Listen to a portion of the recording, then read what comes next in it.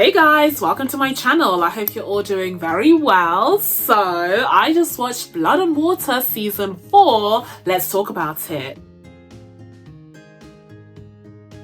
So Blood and Water is back. Everyone's favorite South African series has returned for a 4th season, and I have some thoughts.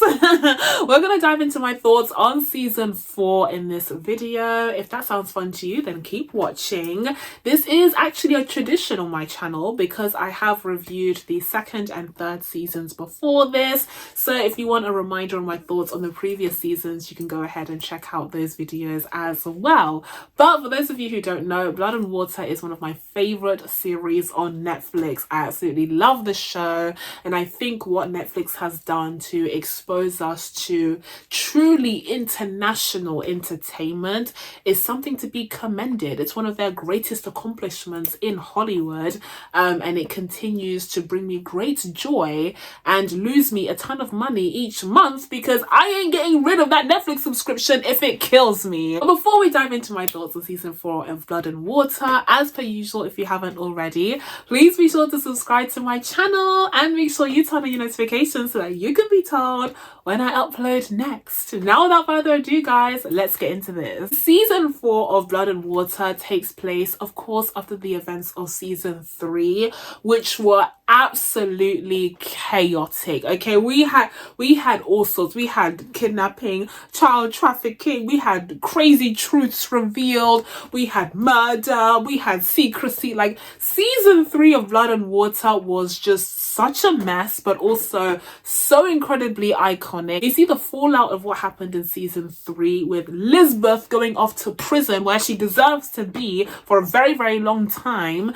And also we see how it affected Puleng because she was kidnapped and in a horrible position. She's really struggling. She's starting to see a therapist, which is something that she should have had a long time ago, quite frankly. But now she's finally gotten some actual professional help, and she's also taking some medication to deal with that anxiety and PTSD, but also she has fallen into some other vices like drinking. She's become quite reliant on alcohol to allow herself to forget all of the stresses and worries that she's had to deal with in her very young life. And so my poor sister Puleng is just going through it, okay? Like, I felt so bad for her. But as always, because the plot of Blood and Water cannot run without her, she is quickly thrown into some more chaos and madness as there is this party that takes place in Chris's house, because that's all he does, this man, is party. Okay, but she has this party in Chris's house where she hooks up with this then unknown stranger, but that ends up being filmed. She ends up getting blackmailed by this unknown person called Poolboy, who wants her to solve a mystery for him. Now, if the plot of a sex tape being spread around a foreign high school sounds familiar to you, then it might be because you also watch Young Royals. Yeah, this was a very Young Royals-esque storyline, which kind of had me raising an eyebrow just a little bit. And in fact, oh my goodness, in fact, I remember a few months back, there were these photos between the cast of Young Royals and Blood and Water, which had me hopeful for a crossover event, although it didn't happen in season 4 of Blood and Water, but maybe season 4 of Young Royals. If we got a crossover, you guys don't understand. If we got a crossover between Young Royals and Blood and Water, you would not see me for months. I would disappear off the face of the earth. But anyways, okay, this storyline was definitely giving me Young Royals, although the long game was certainly different to the outcome of that series. Because this time around, Puleng is diving into the mystery of what happened with Poolboy, who turns out to be a previous student at the school. And this school is just... It makes me laugh because this school is supposed to be one of the most prestigious high schools in South Africa, right? Like, only the wealthiest of the wealthiest can get their kids in this school. And yet, with all of the tragedy, with all of the drama, with all of the controversy that surrounds it, it's a wonder that it's even open, let alone coveted by such powerful families. And it is revealed that this previous student, Damien, had suffered great bullying and harassment and and torture during his time at the school, and so he ended up being physically and emotionally and mentally hurt by it, and he wants to get his revenge against the assailants, including none other than Puleng's newly found sister, Fikile. Now, whilst Puleng is working hard to try and stop this sex tape from being shown to the whole freaking world, you have Fikile on her side of things just kind of chilling. What does Fikile do this season? Before it's revealed that she was, of course, implicated in this horrible event, what did she get up to? Well, she was hanging out with her boyfriend Sam, okay, who's been reluctant to tell her about what happened to him when he was kidnapped and taken by that child trafficking ring. So there's that. And of course, she's also trying to connect with her biological father, Anthony, who seems to be doing, or rather trying to do, some of his own reconnecting with Fikile and Puleng's mother. She's trying to connect with Anthony. They're, you know, playing tennis together as a family, much to Puleng's younger brother's annoyance. And what else is she getting up to? Oh, she's trying to fall back into swimming because that's kind of her safe haven. Although, again, considering everything that's happened, I don't know how she can even fall back to swimming, because that's just a pool full of trauma, as her father, her adoptive father, keeps trying to remind her. And by the way, Fikile's adoptive father is a real one. Like, that kind gentleman only has her best interests at heart, and it really is heartbreaking, because obviously the way that she came into their lives was like under the worst circumstances possible, but he wasn't aware of the nefarious things going on behind the scenes. He just wanted and loved his daughter, and he's continuing to, you know, try and be a really good father to her, even beyond the craziness that's occurred in their lives. And he's trying to look out for her, and he sees that becoming obsessed with swimming again isn't doing her any favors. So he's the first one to point out that this could be a problem, and of course it all comes to a head as things get worse. But just big ups to Fikile's dad, okay, for being a real one in this situation. And of course, in the end of the season, he even reaches out to Puleng and lets her know that he has her back too, because she's Fikile's sister, and you know, she obviously lost her father and is going through a lot, and so having that show of support is really, really great. What a wonderful character in this pool of horrible characters that are circling South Africa. But other than the swimming and trying to connect with her biological father, Fikile doesn't have too much going on the surface, until it's of course revealed that she may have something to do with the whole Poolboy situation. First of all, she is the one to release Puleng's sex tape to the entire school. She is the one that posts it on their school website, therefore exposing her sister in the worst way possible. I just found that to be so unforgivable. Like, at this point when she did that, I'm so sorry, but I was just so over Fikile. Considering the journey that they have been on, where Puleng has done everything that she could to find her sister, to finally bring her back to their family, and that has meant losing everything, including her very father, okay? Considering everything that Puleng has been through, the fact that Fikile would just turn around and be like, no, I don't want to go to jail for something that I did, therefore I will allow my sister to be punished and humiliated in this way, despite the fact that she had nothing to do with anything. Despite the fact that she wasn't even in that school when these events happened. I'm sorry, but that just pissed me off. And I was really happy when Puleng pointed all of this out. And she even reminded me of things that I forgot had even happened in previous seasons. But it's true. Like, Puleng has had Fikile's back the entire time. She has been just trying to bring her back home to their family, and she has risked it all throughout. And the fact that Fikile couldn't step up and actually stand up for her sister in this one time where she was needed was honestly just awful. Absolutely terrible of the character. I'm sick and tired of her. And I was rooting for Fikile, okay? In the previous season, I was rooting for her. I was rooting for their sisterhood and their friendship. But Fikile let me down once again and reminded me of the mean girl that she used to be in season 1 before she knew that she was related to Puleng. So yeah, I just thought it was a really cowardly move for Fikile to allow her sister to be humiliated like that in order to save her own skin, especially considering the fact fact that she knew she was guilty of what Damien was accusing her of, and she just didn't want to face the consequences of it. But this all leads to Fikile getting kidnapped by Damien, who wants to get revenge for what happened to him. And so he holds Fikile hostage, waiting for Puleng to get the guy that was really responsible for his injuries, so that he can get revenge on them both. And this is where I have to inject my opinion on this storyline and say that it really wasn't my favorite.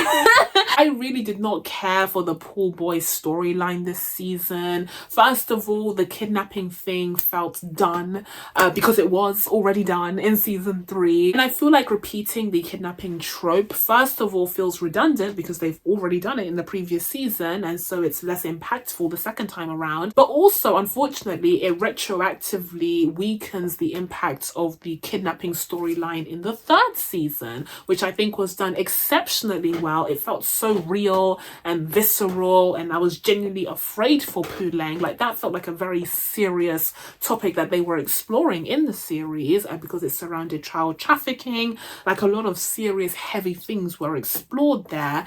But in comparison, this time around, you had a very juvenile storyline, like the classic guy who was bullied goes insane, losing his mind, and then ends up trying to kill his bullies. Like, that's something that's just been so played out. It's an unfortunate trope and a misrepresentation of people who are subject to bullying, and it feels very juvenile and CW in comparison to what was delved into in season 3. And also, speaking of season 3, overall I have to say I was disappointed in the direction that season 4 decided to go in, considering all of the great stuff that was set up at the end of season 3 with Lisbeth and finding out more about this child trafficking ring. Like, I feel like they had some good stuff there that they just decided to throw away in favor of exploring this Poolboy storyline, which again feels so much more juvenile and immature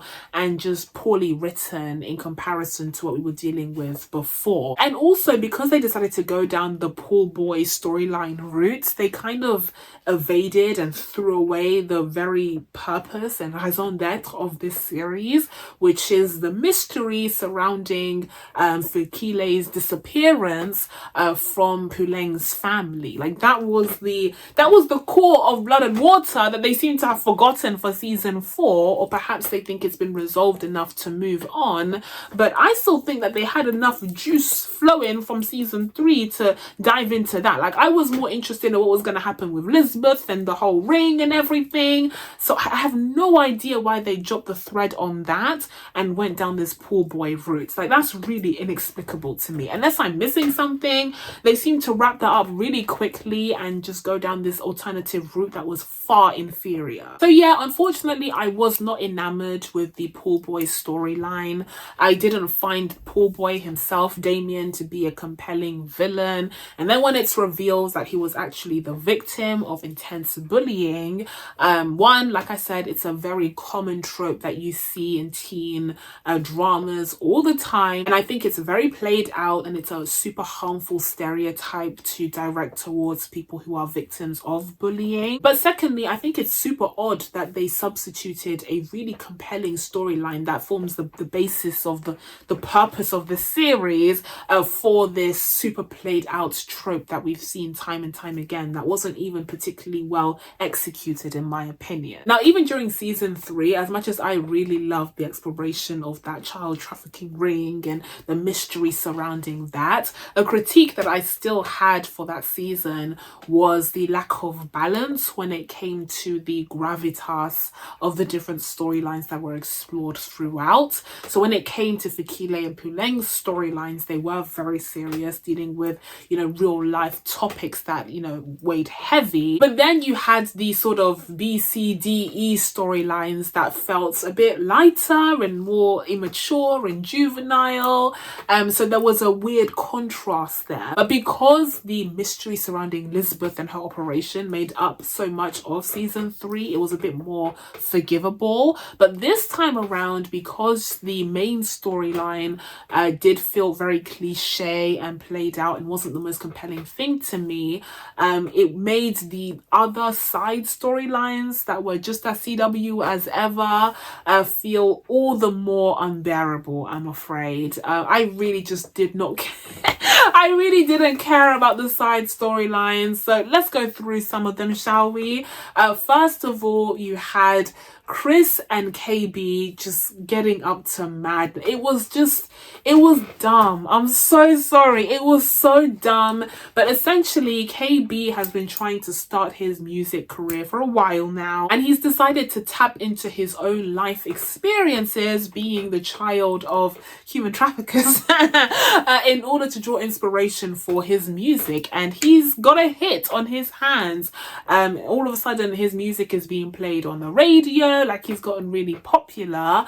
But unfortunately, there's a catch, because he didn't use one of his own beats. Like, he actually sampled an existing musician's music without their permission. And so, of course, that musician decides to come looking for him, demanding that he pay him a ton of money as residuals for his music. And when KB and his new manager Chris fail to do so, they end up getting kidnapped, abducted, and forced to strip almost naked in a chicken's den, so that they can make these embarrassing videos and be held hostage until, either Chris's parents pay up, which they never do because they really do not care about that man, or someone else who cares about them ends up paying the ransom. Now, pretty much all of their friends are either kidnapped or have been kidnapped and are therefore traumatized, so they have no one to rely on, or at least that's what they think, until Wendy and co come along to save the day. So yeah, that's like a fun, cute storyline. It's not offensive or anything,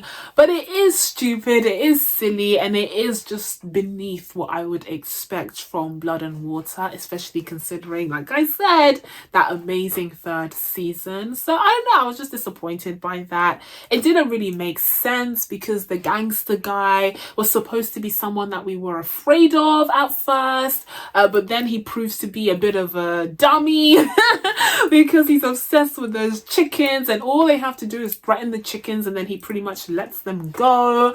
Although he does end up going to Chris's house, which at least earned him a little bit more respect from me, but then he ends up getting outsmarted by kids anyway. Like, Wendy's literally just like, oh, you want royalties for your song? Okay, cool, we'll just arrange for you to be paid royalties every time that it's played.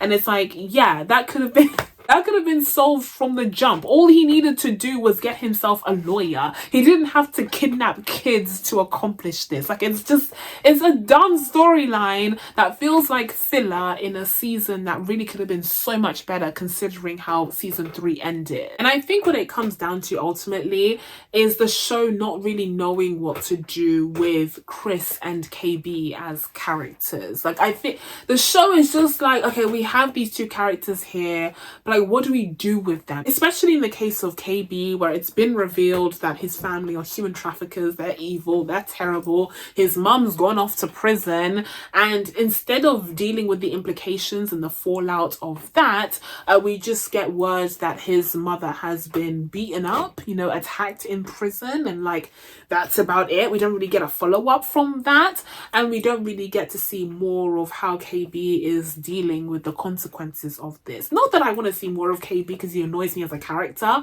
but I do think that's a bit of an oversight considering the storyline that we've been following for the last 4 seasons. So yeah, it just feels like the character is useless at this point. And then we move on to Chris, and it's like they really don't know what to do with this man.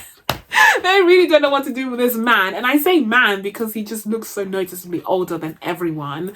But yeah, Chris is just lost, dazed and confused. We have the return of Wendy, who's back from Spain. I believe the actress had a child during the filming of season 3, so that's why she was so absent. But she's back now, and unfortunately, they don't really know what to do with her and Chris throughout this season. Their relationship is going through struggles because Chris, of course, is a liar and a cheater. And Wendy finds out that he kissed Puleng's cousin when she was in Spain. But ultimately, Chris's storyline can be summed up by the fact that he just doesn't know what to do with his life. He's lost, he's dazed and confused. He's using all of this partying as a distraction from the fact that he lacks direction and he lacks motivation to do anything, unlike his girlfriend, who is very much motivated and has goals and aspirations and needs to stop allowing herself to be held back by this grown man. Another side storyline that felt like a bit of a drag to sit through was Wade's new relationship with that girl Amata.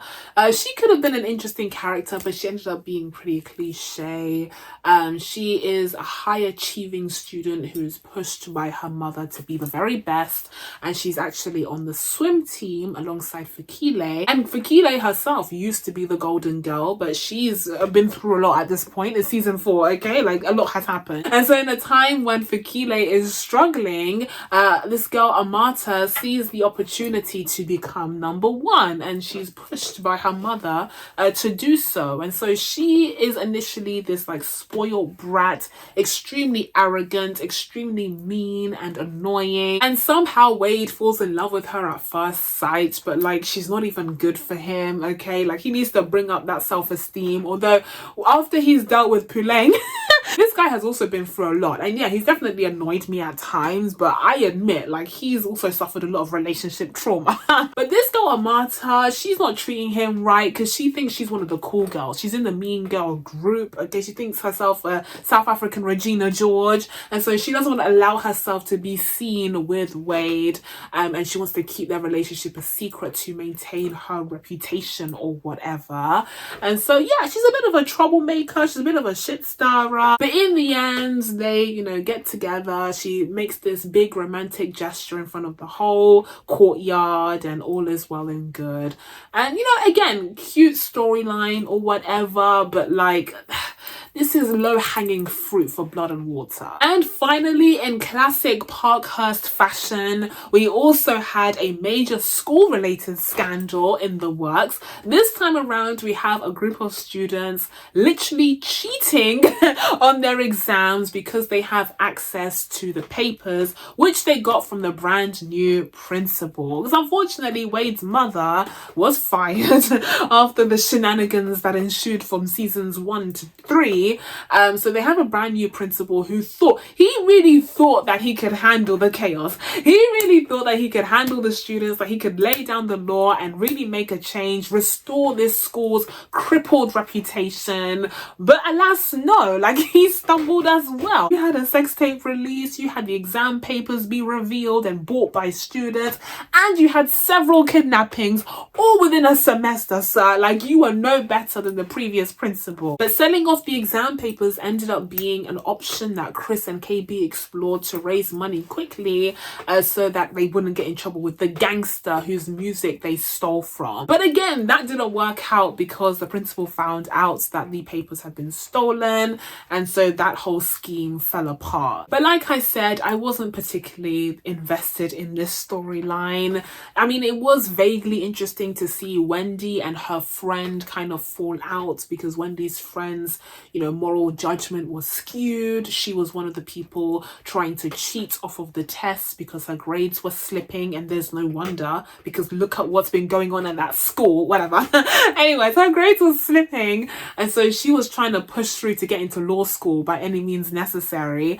And listen, as someone who is a law graduate, I have to say, it's not that it's literally never that deep. Like, she was risking jail actually over getting into a law school. Like, these kids need to calm down. It's really never that deep. Just try your best, work hard, go to another law school. Like, come on, you guys have been through enough. But guys, even though I was slightly disappointed by the storylines explored this season, I still had a decent time watching this series simply because I absolutely love the world of Blood and Water. Water. I love the fact that this series is multilingual, like they're dipping in and out of various languages like Afrikaans and Xhosa all at the same time. I love the soundtrack of this series. Getting exposed to all of this different South African music and artists is really great. And I love these characters, even though sometimes they annoy the hell out of me. I think the actors do a splendid job portraying them. And of course, as the seasons have gone on, the characters have just become more and more fleshed out, and I'm invested at this point. And in terms of continuing on Blood and Water, I mean, speaking of Young Royals will be ending with season 4 later this year, which is going to I know it's going to break my heart, but we're not there yet, okay? And also Umbrella Academy is ending with season 4. Like, Netflix's 4-season format is coming to haunt me this year. But again, we're not there yet. In terms of Blood and Water, I'm not sure if they've announced that this was the final season or not. If it wasn't, I do think there is space for one last season where we can really get a nice conclusion for everything. Maybe bring back Lisbeth or something. Like, just we have something, one more season squeezed out of it. But if this does end up being the final season of Blood and Water, first of all, tears, that's really sad.